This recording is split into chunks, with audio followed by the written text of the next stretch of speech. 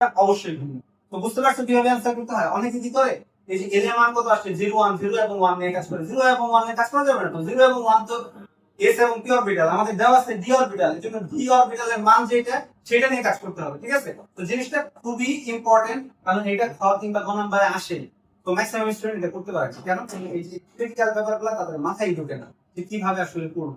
তো আজকের ক্লাসে আমি খুব সহজভাবে দেখিয়ে দেওয়ার চেষ্টা করেছি যে কিভাবে আসলে এগুলো করতে হয়। তো আজকের ক্লাসের পর আশা করি আর কারো কোনো প্রবলেম হবে না। তো ক্লাসের পর মাথাটা ঠান্ডা করে চিন্তা করো, যে ভাবো যে আজকের ক্লাসে কি করছি, কোনটা কি করছি, কোনটার মান আসলে কি ছিল। ওইটা যদি বা জাস্ট একটু রিল্যাক্সে 5 মিনিট বসে চিন্তা করো, তাহলে খুব সহজেই করতে পারবে। আজকের ক্লাসে আর কোনো প্রবলেম হবে না, ঠিক আছে? তো আজকের ক্লাস এই পর্যন্তই। অবশ্যই ভিন্ন।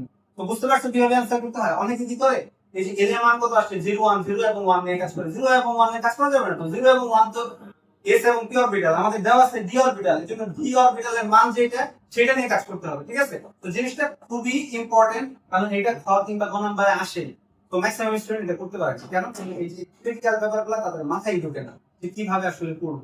তো আজকের ক্লাসে আমি খুব সহজভাবে দেখিয়ে দেওয়ার চেষ্টা করেছি যে কিভাবে আসলে এগুলো করতে হয়। তো আজকের ক্লাসের পর আশা করি আর কারো কোনো প্রবলেম হবে না। তো ক্লাসের পর মাথাটা ঠান্ডা করে চিন্তা করো, যে ভাবো যে আজকের ক্লাসে কি করছি, কোনটা কি করছি, কোনটার মান আসলে কি ছিল। ওইটা যদি বা জাস্ট একটু রিল্যাক্সে 5 মিনিট বসে চিন্তা করো, তাহলে খুব সহজেই করতে পারবে।